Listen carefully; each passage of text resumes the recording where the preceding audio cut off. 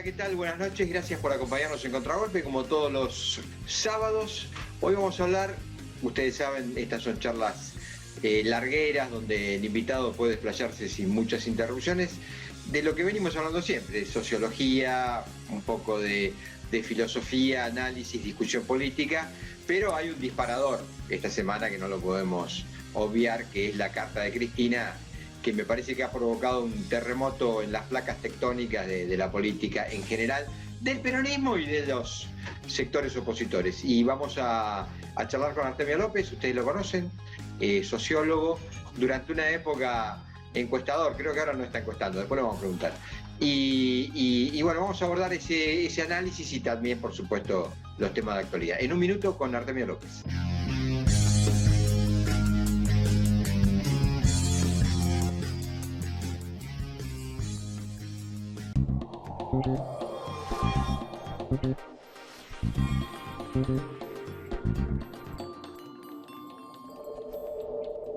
El plan Detectar está llegando a cada barrio de la ciudad. Estamos haciendo una búsqueda activa de nuevos casos para identificarlos y resguardarlos. Así, estamos anticipándonos y cortando la cadena de contagio. Cuidarte es cuidarnos. Buenos Aires Ciudad. Si sos transportista de carga, podés ingresar a San Juan solo por los 3 corredores sanitarios seguros. Debes traer tu declaración jurada y la autorización para los centros de transferencia de cargas seguras. Busca los formularios en cisanjuan.gov.ar. San Juan. Así que ya sabes. Cualquier cosa que necesites. ¿Me avisas? ¡Abuela! Toca timbre.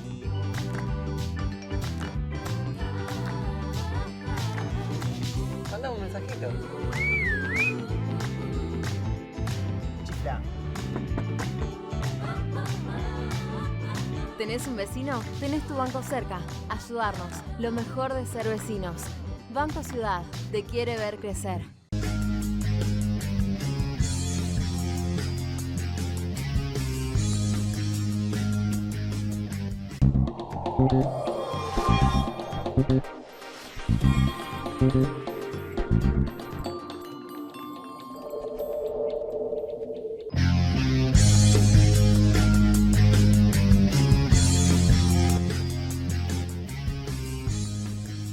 Artemio, gracias por recibirnos, supongo que en tu casa virtualmente.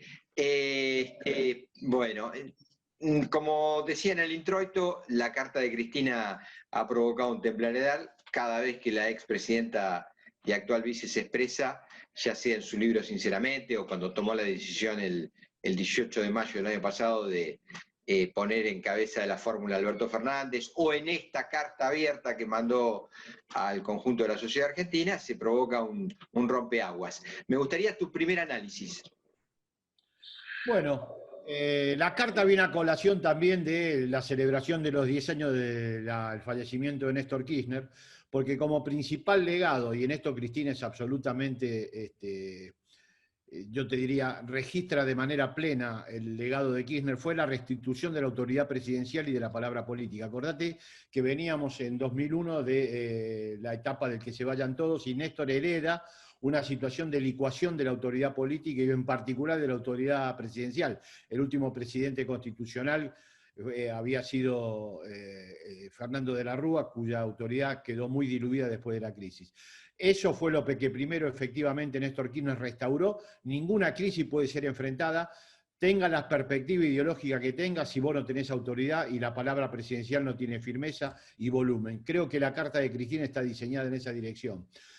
A acrecentar el volumen, a reafirmar el volumen del presidente, darle claramente centralidad, y en eso creo que la carta es bien explícita. Hay análisis que entendieron lo contrario, pero a mi juicio es muy explícito que Cristina, primero, reconoce la autoridad presidencial en Alberto Fernández, absolutamente en términos de contenido, reconoce que él es el que toma las decisiones y por otro lado formalmente da la estructura del Poder Ejecutivo en Argentina. No podría haber ninguna delegación de poder y efectivamente le da toda la responsabilidad, pero al mismo tiempo toda la fortaleza a la figura del presidente. Creo que es una carta destinada claramente, entre otras cosas, a reforzar la autoridad presidencial, y en ese sentido la presidenta fue muy clara. Creo que tomando nota de lo que implicó la principal, la fundamental herencia de Néstor Carlos Kirchner para resolver una crisis, que fue resituar el lugar de la palabra política y la autoridad presidencial.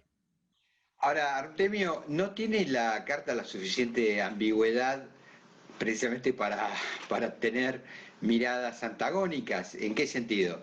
Por ejemplo, yo le señalo 3 puntos sustanciales al texto. Uno de ellos, vos lo acabas de decir, señores, señoras, por la estructura institucional de la Argentina, el que gobierna es el presidente. No hay posibilidad que una mano extraña o amiga o lo que sea tome decisiones. Digo, eso no podría, por ejemplo, tener la mirada de, bueno, no me miren a mí. Lo que está pasando, vayan a buscar al responsable, que es el presidente de la Nación. Yo poco puedo hacer. ¿No cabe esa mirada?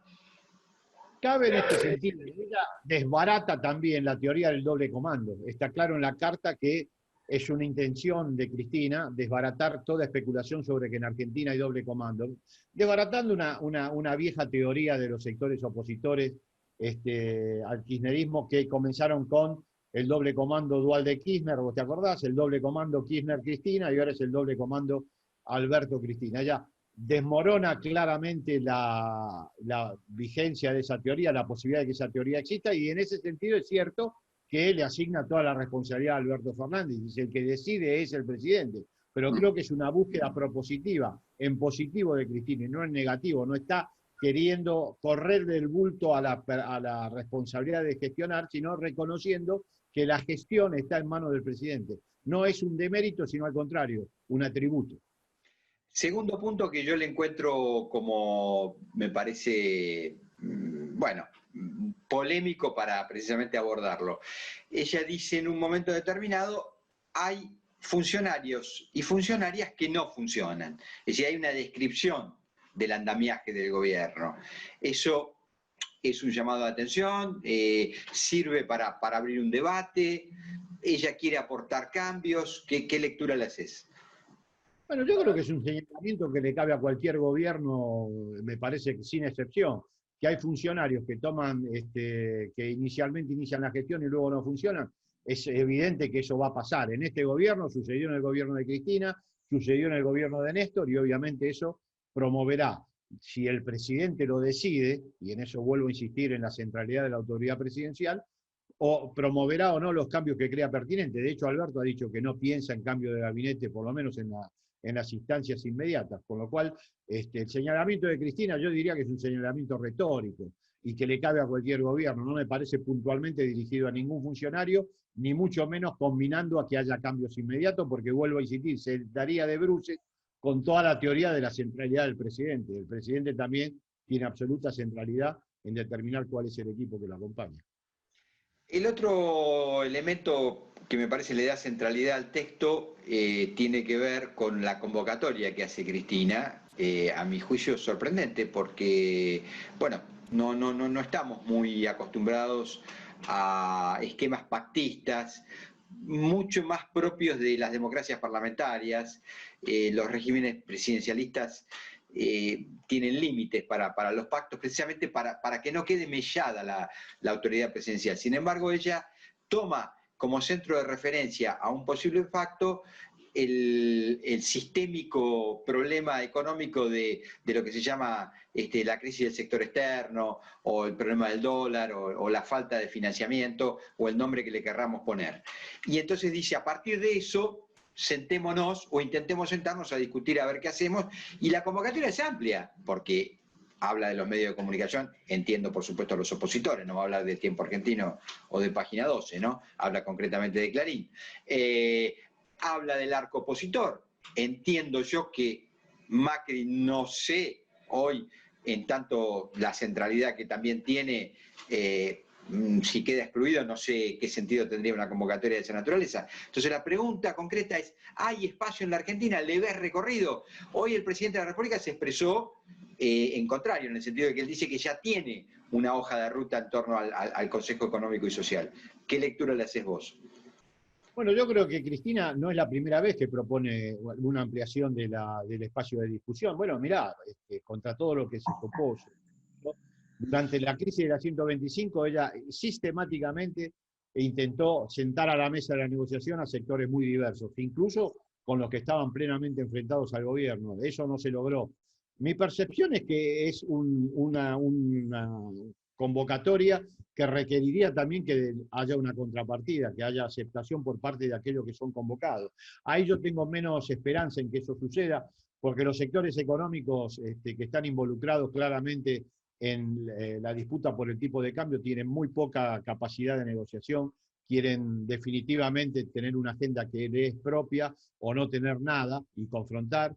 Y la oposición que existe en Argentina hoy es claramente una oposición de muy escaso nivel de negociación. De hecho, la posición que han asumido en el Parlamento fue claramente obstruccionista, no creo que vayan a cambiar en eso, y por el tipo de liderazgo que ejerce Mauricio Macri, lo demostró mientras fue gobierno. Hubo un tratamiento a la oposición realmente pocas veces visto con respecto a los niveles de persecución y los niveles de destrato para con la oposición que en ese momento era el Frente para la Victoria.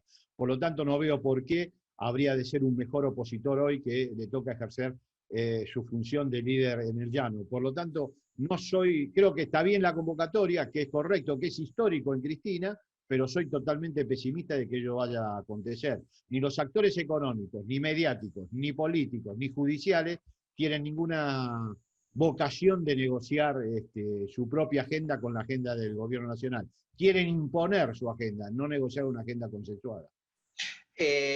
Me lo servís en bandeja para que te pregunte a un tema caro a tu manera de ver y de pensar, porque te escucho y lo seguí de cerca, que es, por ejemplo, el avance de la pobreza, los problemas sociales. ¿Y por qué digo esto? Porque me parece que lo que viene en esa materia, lo que está aconteciendo y lo que viene, tiene la suficiente gravedad para que el conjunto de la clase dirigente, sea esta política, empresarial, periodística, poderes fácticos, entiendan que puede haber una suerte de que se vayan todos por el hartazgo y por la situación que vive la sociedad argentina. Entonces, en este punto quiero decirte, da la impresión, más allá de que conoceremos mucho más técnicamente los números del INDEC en los próximos meses, que la Argentina se acerca progresivamente a 50 puntos de pobreza. En el medio queda un interrogante que es el escenario devaluatorio que el gobierno quiere evitar, pero que puede acontecer. Esto no habría que descartarlo. Entonces digo, la Argentina puede llegar a números peores que lo del 2001, y si eso es así, ¿no forzaría necesariamente un entendimiento, incluso hasta por una cuestión de preservación de los sectores dirigentes? Mira, yo creo que Argentina está en situación en términos sociales con indicadores muy deteriorados. Hoy tenemos más de 40 puntos de pobreza, eso fue el promedio del primer trimestre. Yo creo que estamos hoy en 45 puntos de pobreza seguro, y probablemente el promedio, cuando informe el INDEC esta nueva medición de pobreza, va a estar por arriba del 40.1 que informara anteriormente. Más allá de los números, el desempleo va a estar cerca del 15% seguro, más allá del 13.1 que informó en su anterior reporte. Pero más allá de los números, Argentina puede empeorar los indicadores sociales con respecto al 2001, sí, lo puede hacer. Y una devaluación hoy sería claramente una palanca de una bomba social. El cuerpo social argentino tendría un deterioro muy notable, yo creo que peor que el 2001, de acontecer una devaluación abrupta. Y este gobierno no podría administrarlo, ni este ni ningún otro, de ningún color político. Por lo tanto, si hubiera una oposición racional, sería pensable que habría un nivel de diálogo como para superar esta situación ya instalado en Argentina. Pero como la oposición especula con que el gobierno tenga una crisis de gobernabilidad profunda para acceder, a mi juicio, equivocadamente, pero para acceder con términos no constitucionales, hacer nuevamente alternancia en el gobierno. Bueno, de hecho, Patricia Bullrich fue muy explícita en su declaración de que en el año 2021 ya la oposición está lista para gobernar, violando todas las normas de comportamiento democrático, salvo sabiendo que esta es una elección de medio mandato y ahí no se juega ninguna capacidad de gobierno. Pero bueno, esta es una oposición que lo que yo creo busca, y en ese sentido soy bastante pesimista con respecto a los niveles de diálogo y de acuerdo para evitar una catástrofe social como la que provocaría una devaluación,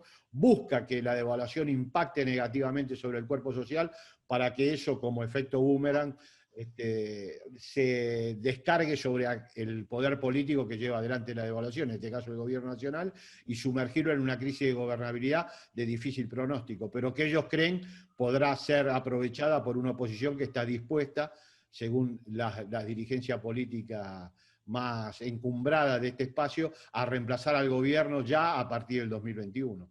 Ahora, en esa dirección de lo que vos planteás, y ahí apelo a tu condición de sociólogo, y además sé que es un tema que lo seguís y lo cerrás con atención, me parece que vale la pena decir, en un sentido histórico, que hace mucho que la Argentina no contaba con una derecha tan compacta y tan competitiva en términos electorales. ¿Por qué digo esto?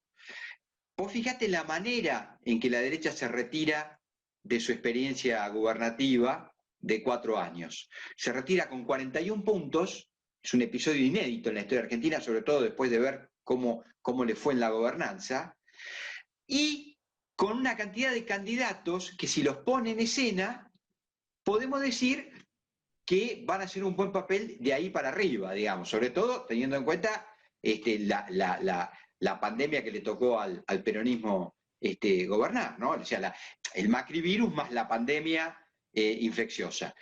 Dicho esto, ¿no te da la impresión que hay una serie de aciertos que tienen que ver con lo comunicacional, con lo estético, con cómo se articuló ese espacio de derecha que ya tiene varios años, no es un invento de 2 minutos, y que a mi juicio, esto ocurre por cuenta mía, tuvo en Durán Barba un tipo muy lúcido para leer la conversación social, por decirlo de alguna manera? Bueno, por supuesto, tienen una opción unificada. La derecha claramente siempre fue una opción de mayorías en Argentina. El proyecto conservador fue desde que, para no ir mucho más atrás, Perón llenaba plaza, pero también la revolución denominada libertadora llenó plaza. Es evidente que la oposición tiene un caudal electoral importante en Argentina, lo han unificado en torno a un liderazgo que estuvo a medida y a mi juicio fue correctamente diseñado en cabeza de Mauricio Macri, más allá de mi opinión sobre su gestión y lo que implicó Macri para el país, que es totalmente desfavorable. Pero eso no viene al caso, estamos analizando otro tema. Y es cierto que hoy, si vos analizás, la derecha no ha tenido erosión en su caudal electoral. Hoy los 41 puntos con los que se fue Macri los dispone en términos electorales, y es muy probable que un liderazgo alternativo al de Macri también redundaría en niveles de aceptación en ese nivel. Igual eso hay que probarlo. Un liderazgo como el de Macri, después de una elección de 41 puntos, no es fácil de ser reemplazado. Eventualmente va a haber que ganar alguna elección para que eso suceda. Pero por otro lado, el Frente para la Victoria también está sólido en términos electorales, el Frente de Todos, lo que fue el Frente de Todos en 2019, hoy no tiene gran erosión electoral, más allá de la crítica situación que produjo la doble crisis que vos señalás, Macri más la pandemia. Por lo tanto, hay dos universos mayoritarios enfrentados, polarizados, no hay en el medio nada que pueda discutir la hegemonía de estos dos espacios, y probablemente lleguen al 2021 en condiciones competitivas ambos. Veremos. Yo no descarto que pueda haber un cambio de liderazgo. De hecho, Macri no sé si va a participar en esta elección de medio mandato, pero hay chances de que no participe, pero que la fuerza va a tener una respuesta adecuada en línea con lo que obtuvo en las elecciones ejecutivas del 2019, no me cabe duda, pero también el Frente para la Victoria, de no acontecer ningún hecho traumático, por ejemplo el que señalábamos, una devaluación abrupta, que eso cambiaría el escenario de manera drástica, va a ir a una elección con un volumen electoral importante. No olvides que Cristina Kirchner tiene ella sola un 40% de votos que la siguieron, la sostuvieron en condiciones muy desfavorables durante todo el macriato, con lo cual ese volumen electoral transferido a la figura del Frente de Todos y a los liderazgos específicos que pueda surgir en una elección de medio mandato, lo va a tornar siempre competitiva. Donde esté Cristina, la opción en Argentina es un aporte de 40 puntos de voto que torna competitivo cualquier acción. Pero bueno, eso solamente podría quedar en discusión si acá hubiera una devaluación abrupta del valor del peso, lo cual me parece que el gobierno tiene absolutamente claro y la va a evitar a toda costa. Y la coalición opositora, por supuesto que está competitiva y va a tener 40 puntos de voto seguramente en la elección de medio mandato. En la descripción que vos hacés, evidentemente otra vez la puja, como está pasando ya hace bastante tiempo en los escenarios electorales argentinos, va a estar finita, en el sentido de que se va a disputar en esos sectores medios que van y que vienen. Porque acá hay una situación que es fáctica desde los números. Si Cristina sacó 54 puntos en el 11 y Macri vía balotaje sacó 51 en el 15, es harto evidente que compartieron votantes. Es decir, la matemática te lo dice a eso. Hubo alguien que en el 11 votó a Cristina que en el 15 votó a Macri. Son porcentajes finitos, vuelvo a repetirlo. Y si en el 19 la opción peronista hizo 48, 49 puntos, es evidente que otra vez se pisaron el electorado. Entonces digo, esa franja que yo creo que son sectores medios, no deben recibir algún tipo de estímulo, por lo menos desde el relato por parte del gobierno, para quedar anclados en esa posición y no vuelvan a mudar. Sí, yo creo que el gobierno tiene que tener señales también en términos de propuestas discursivas con respecto a ese sector, puede ser, pero la gestión es muy decisiva. Yo creo que el gobierno tiene en eso un desafío muy grande pendiente para con su propio electorado. Creo que tiene que cuidar. Los sectores medios de los que vos hablás están dentro del electorado que tuvo en 2019. No es que tiene que ir a captar electorado que no lo votó. Me parece que eso es un error conceptual. Tiene que preservar lo propio. Y para preservar lo propio, una parte de esa clase media es una clase media que vive de ingresos muchas veces salarizados. Y la cuestión de ingresos familiares y del salario debe ser atendida por el Frente de Todos de manera importante, que a veces tiene mejores respuestas, a veces peores respuestas. Hay un sector que no responde al IFE, que no responde a la asignación universal, que no responde a la transferencia de ingresos tradicionales, sino responde a la modificación en términos de poder adquisitivo del salario. Creo que ahí tiene que apuntar el gobierno, restituir paritarias, ir con paritarias por arriba de la inflación, hacer un esfuerzo adicional al que está haciendo para tratar de satisfacer a esos sectores salarizados que son la clase media que acompaña este proyecto. Por ejemplo, una decisión inadecuada, a mi juicio, que tuvo el Frente de Todos fue una actualización del 28% del salario mínimo vital y móvil para 1 año y medio, siendo que la canasta de alimentos ampliada, digamos, la canasta de pobreza, en ese mismo lapso va a crecer un 60%. Bueno, por ese camino, con esas señales de deterioro salarial y poder adquisitivo tan notable, me parece que el gobierno no le hace favor a este electorado medio que lo acompañó en 2019 y que tiene que retener. El gobierno, más que ir a buscar electores nuevos de sectores medios, tiene que retener a una parte de los sectores medios que lo acompañó. El kirchnerismo siempre fue un peronismo de buena intervención dentro de los sectores medios. Si vos me decís, un peronismo pensado para los sectores medios, incluso revisando la historia del peronismo tradicional, bueno, el kirchnerismo fue una fase claramente propicia para que los sectores medios la acompañaran. Retener a los sectores medios que votaron en 2019 es la tarea de Alberto Fernández y de Cristina. Yo creo que para retenerlos la gestión tiene que observar cuál es el poder adquisitivo de los salarios familiares y en particular de los salarios y restituir el poder adquisitivo a salarios mínimo vital y móvil, jubilaciones y pensiones, están perdiendo con respecto a la inflación y ni hablar con respecto a la canasta básica. Hay que hacer un esfuerzo adicional porque la base electoral que responde al IFE, a la asignación universal y al conjunto de planes de asistencia, de transferencia de ingresos, no es toda la base electoral del Frente para la Victoria, ni siquiera la mayoritaria. La mayoritaria está vinculada al salario y a la transferencia de ingresos vía mercado de trabajo. Y esa es la clase media que el peronismo kirchnerista debe conservar, y en eso Alberto tiene que poner mucha atención. Hay señales contradictorias. Claramente, lo señalaste en el cierre de paritarias, ahí se ve con claridad, pero por eso yo te decía que, digamos, cuáles son las herramientas para dejar anclados esos sectores medios, porque bueno, entiendo, viendo el mapa electoral, que muchas veces van y vienen, ¿no? Entonces, bueno, ahí hay un desafío. Pero quiero decir, y ya cerrando, Artemio, para que vos le des la conclusión a esta conversación, cuando yo planteo el relato, lo digo porque una cosa es lo que le tocó el ciclo histórico de administración al kirchnerismo, que fue claramente expansivo, también por las condiciones internacionales. Vos pensás que se había dado una situación inédita en el capitalismo de revalorización de las materias primas, y eso le permitió hacer mucha política de Estado, mucha política social, pero no, en años donde el producto crecía 6 puntos, 7 puntos, 8 puntos, 5 puntos, eso no está. No solo no está, vos vas a caer 12 puntos después de esta pandemia y vas a tener un rebote, algunos dicen de 5, claro, pero te van a faltar 7. Entonces, necesariamente me da la impresión que hay que construir un relato histórico en tiempo, en el tiempo que le ha tocado este turno al peronismo, que es un turno mucho más complejo, y de promesa de futuro, porque no va a haber realidades objetivas más allá de mantener lo mínimo de subsistencia.